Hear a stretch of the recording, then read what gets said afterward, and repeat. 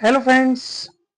Hello friends, कैसे हैं आप सब? बढ़िया। चलिए आज हम देखने जा रहे हैं बीएससी फर्स्ट सेमेस्टर फिजिक्स, जिसमें आप पढ़ रहे हैं मैकेनिक्स अर्थात यांत्रिकी। इसका यूनिट थ्री में आप ग्रेविटेशन और ऑस्किलेशन अर्थात गुरुत्वाकर्षण और दोलन, तो ये दो टॉपिक आप पढ़ रहे हैं यूनिट थ्री के। आज इम्पॉर्टेंट क्वेश्चंस देखने जा रहे हैं। आज की इस वीडियो में हम ग्रेविटेशन के इम्पॉर्टेंट क्वेश्चंस देखेंगे और ऑस्किलेशन के लिए हम एक अलग से वीडियो बनाएंगे। तो बहुत ही इम्पोर्टेंट क्वेश्चंस का ये हमने यहाँ पे कलेक्शन आपके सामने प्रस्तुत किया है। ये क्वेश्चंस बहुत अधिक मात्रा में पूछे गए हैं, अक्सर पूछे जाते हैं, परंतु आपको सारे प्रश्नों की तैयारी करनी है क्योंकि सारे के सारे इम्पोर्टेंट होते हैं। लेकिन जो ज़्यादा बार पूछे जाते हैं उनको हमको ज़्यादा अच्छे से तैयारी करनी चाहिए।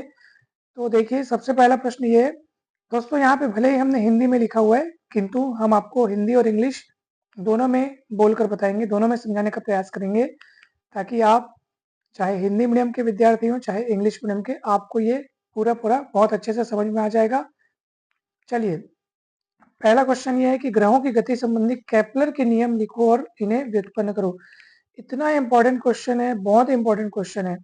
मतलब कि हमको यहाँ पे लिखना है Kepler's law of planetary motion, उसको, उसके जो जितने भी उसके नियम है, जितने भी उसके लॉज हैं, उसको सबको लिखना है और सबको डिराइव करना है। तो आप सभी को पता होगा ये बहुत ही फेमस क्वेश्चन है और क्लास 11th से लेकर के, मतलब उसमें भी जब आप फिजिक्स पढ़े थे क्लास 11th में, तो ये उसमें भी बहुत इंपॉर्टेंट क्वेश्चन था और अभी भी बीएससी में भी ये बहुत इंपॉर्टेंट क्वेश्चन है। तो आप सभी को पता होगा केपलर के नियम और इन्हें व्युत्पन्न करना है, डिराइव करना है। दोस्तों, वैसे आप यहाँ पे देखेंगे कि जैसे हमने यहाँ पे एक प्रश्न लिखा है ना, इस प्रश्न में अपने आप में अनेक प्रश्न छुपे हुए हैं। अब वो कैसे? क्योंकि परीक्षा में देखो, हमने तो यहाँ पे लिख दिया कि इन्हें डिराइव करो, यानी कि केपलर के जो गति संबंधी नियम होते हैं, ग्रहों के गति संबंधी नियम होते हैं, तो टोटल 3 नियम हैं। तो परीक्षा में ऐसा भी हो सकता है कि आपको तीनों नियम सिद्ध करने बोल दे, लेकिन तीनों नियम सिद्ध करने बोलेगा तो बहुत बड़ा क्वेश्चन हो जाएगा। तो इसलिए अक्सर ऐसा होता है कि वो द्वितीय नियम सिद्ध करो या तृतीय नियम सिद्ध करो, इस टाइप से ऐसे पूछते हैं। तो या प्रथम नियम सिद्ध करो, है ना भाई, तीनों नियम है। तो तीनों नियम में से आपको कोई एक भी दे सकता है, कोई दो भी दे सकते हैं, या फिर तीनों भी दिया जा सकता है। इसलिए आप इसके तीनों नियम को बहुत अच्छे से तैयारी कीजिएगा। ठीक है, चलिए अब आप दूसरा देखेंगे यहाँ पे, किसी बिंदु द्रव्यमान के कारण किसी बिंदु पर गुरुत्वीय विभव के लिए व्यंजक। मान लीजिए कोई पॉइंट मास है, उस पॉइंट मास के कारण किसी गिवन पॉइंट पर हमको ग्रेविटेशनल पोटेंशियल के लिए एक्सप्रेशन यहाँ पे डिराइव करना है। ठीक है, गुरुत्वीय विभव मतलब ग्रेविटेशनल पोटेंशियल। ठीक है दोस्तों, तो ये भी आपका बहुत ही इंपॉर्टेंट क्वेश्चन है। अब चलिए देखते हैं तीसरा क्वेश्चन, केंद्रीय बल किसे कहते हैं अर्थात सेंट्रल फोर्स किसे कहते हैं।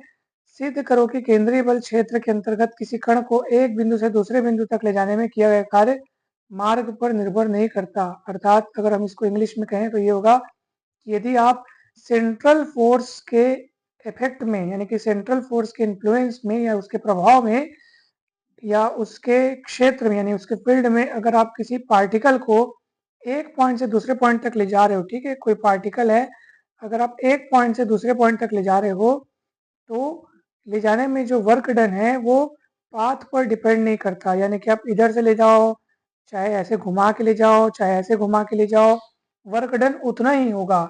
यानी कि वो पाथ पर डिपेंड नहीं करता। ठीक है, कौन से फील्ड में? जो फील्ड सेंट्रल फोर्स वाला हो। ठीक है, तो यहाँ पे लिखा है केंद्रीय बल क्षेत्र के अंतर्गत, यानी कि सेंट्रल फोर्स का जहाँ प्रभाव हो। ठीक है, यानी कि उसके उसके फील्ड में अगर आप किसी पार्टिकल को एक पॉइंट से दूसरे पॉइंट तक ले जा रहे हैं, तो जो वर्क डन है वो पाथ पर डिपेंड नहीं करता। अति महत्वपूर्ण प्रश्न है। तो हमने जो यहाँ पे प्रश्न लिखे हैं वो सबसे पहले सबसे अधिक इम्पोर्टेंट, फिर वो इम्पोर्टेंट, मतलब जो जो ऐसे लगता है ना कि इम्पोर्टेंट है वो ऑटोमेटिक माइंड में रहता है, क्योंकि अनेक वर्षों से हम देखते आ रहे हैं कि ये क्वेश्चंस अधिक बार पूछे जाते हैं। और जब हम लोग पढ़ते थे तब से, मतलब शुरू से ही पता था कि ये इम्पोर्टेंट होते हैं। कक्षा 11वीं में तो ये बहुत इंपॉर्टेंट है ये दोनों क्वेश्चन। फिर ये क्वेश्चन तो बीएससी में ही है। ठीक है, कक्षा 11वीं में हम ये इसका हल्का फुल्का ही पढ़े थे, इसको ज़्यादा डिटेल में वहाँ पे नहीं पढ़े थे।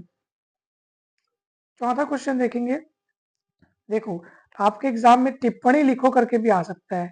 कुछ कुछ ऐसे टॉपिक्स हैं जिसमें बड़े बड़े डेरिवेशन नहीं है, परंतु उनकी थ्योरीज अच्छी खासी है और उसमें काफ़ी नॉलेज वाले पॉइंट्स लिखे हुए हैं, काफ़ी ज़्यादा ज्ञान की बातें हैं।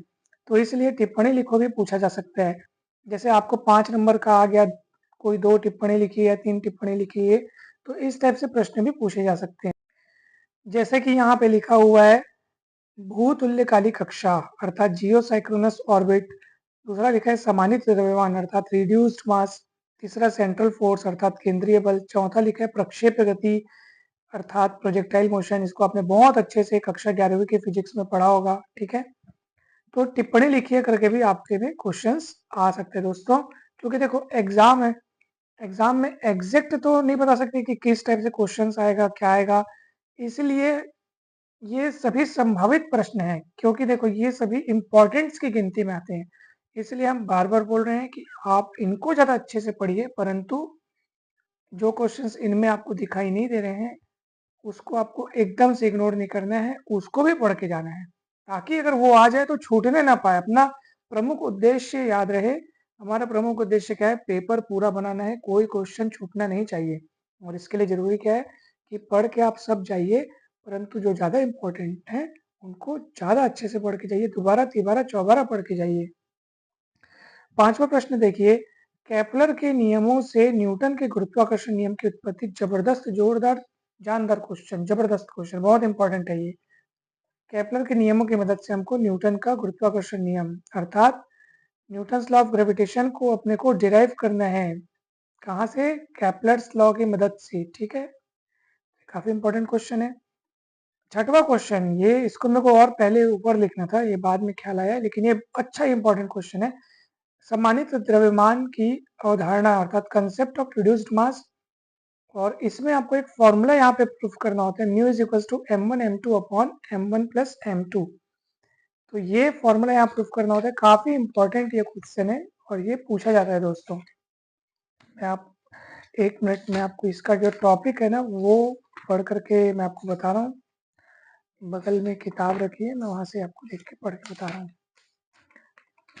हाँ, यहाँ पे क्या है कि संरक्षी बल क्षेत्र के अंतर्गत, ठीक है, यानी कि सेंट्रल फोर्स के जहाँ फील्ड रहता है ना, ठीक है ना, motion of system of two particles in a central force and concept of reduced mass अर्थात केंद्रीय बल के अंतर्गत दो कणों की निकाय की गति एवं समानित द्रव्यमान की अवधारणा, ठीक है। तो ये टॉपिक का नाम है, आप अपनी किताब में ढूंढेंगे तो आपको मिल जाएगा और उसमें ये वाला फॉर्मूला सिद्ध करना है, ठीक है। काफी इंपॉर्टेंट क्वेश्चन है।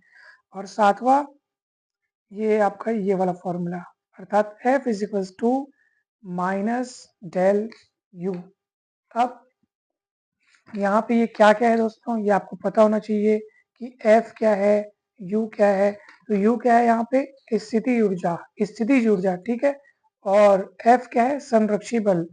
तो यहाँ पे आपको ये फॉर्मूला सिद्ध करने की भी आ सकता है कि संरक्षी बल अर्थात क्या बोलते हैं, कंजर्वेटिव फोर्स जो है वो पोटेंशियल एनर्जी का नेगेटिव ग्रेडियंट होता है, ठीक है।